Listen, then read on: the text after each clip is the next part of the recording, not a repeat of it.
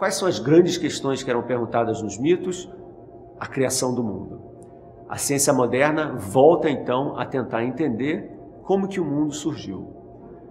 Então, durante o século XX, apareceram várias correntes de pensamento, vamos dizer assim, várias ideias sobre a cosmologia do universo, ou seja, a história do universo, a história da criação através da ciência.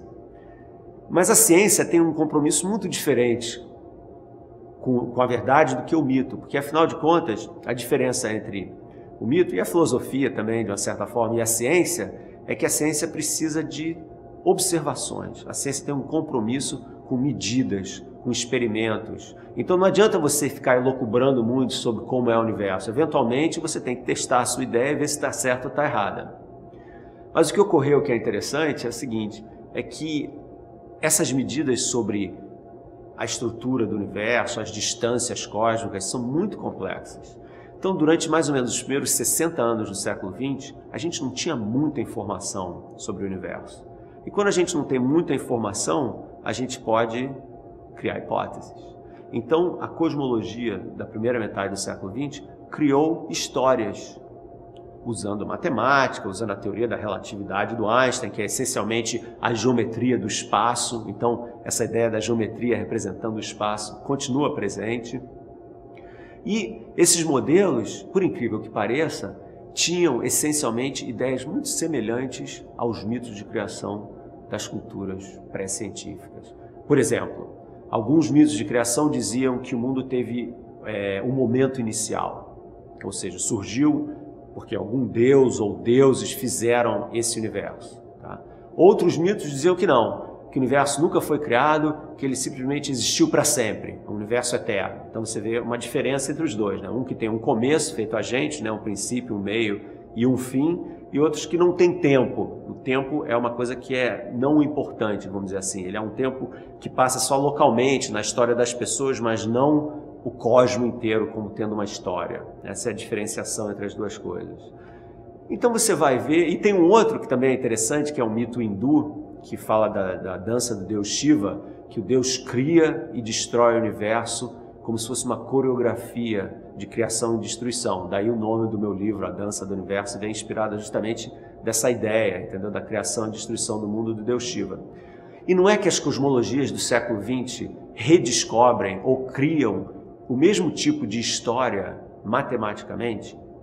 Então, até a metade do século XX você tinha cosmologias que diziam que o universo era eterno, que é o chamado modelo do estado padrão, então ele nunca foi criado nem foi destruído, ele está lá. Você tinha o famoso modelo do Big Bang, que dizia que o universo teve um momento inicial e que vem se expandindo desde então. E você tinha variações desse modelo do Big Bang, em que dizia que o universo surgiu um tempo no passado, expande, expande, cresce, cresce, chega a um tamanho máximo e começa a se contrair novamente, chega a um tamanho mínimo, expande e está dançando, justamente feito a dança do deus Shiva. Então você vê que essas ideias reaparecem. Por que isso, né? Como é que é possível uma coisa dessas? Eu acho que a única maneira de se pensar, refletir sobre isso, é usar um pouco das ideias do Jung, por exemplo, que fala dos arquétipos, né? Que existem apenas alguns modelos, alguns modos de se pensar. Nós, mesmo que sejamos assim extremamente sofisticados, brilhantes e criativos, a gente só consegue pensar sobre certas coisas de formas limitadas. O problema da criação, como que tudo vem do nada, é muito complicado. Tá? É um problema que realmente ninguém conseguiu resolver filosoficamente. É o chamado problema da primeira causa. Como é que pode existir alguma coisa sem uma primeira causa, sem um processo causador, né? Então os mitos falam dos deuses, da criação do mundo, né? Eles são o processo causador. O Aristóteles dizia que existia o que pode fazer as coisas se moverem sem ser movido, né? O movedor imóvel, era a imagem do Deus absoluto lá do Aristóteles. E aí, como é que fica isso? É um problema complicado, realmente. Então, eu acho que nós chegamos, antes dos dados científicos, nós podemos usar a matemática, ou seja, a primeira metade do século XX, nós podíamos usar a matemática para criar modelos do cosmos. Esses modelos refletiam muito a subjetividade dos cientistas. Tá? E nessa subjetividade dos cientistas, apareceram histórias de criação semelhantes às histórias de criação míticas, pré-científicas. Por quê? Porque apesar de terem passado 5 mil, 10 mil anos desde que alguns desses mitos foram criados, nós, moralmente, em termos de maturação estética, não mudamos tanto assim. Então, a nossa maneira de conceber o absoluto e a criação a partir do nada é essencialmente a mesma, tá? Mas aí surgiu uma coisa.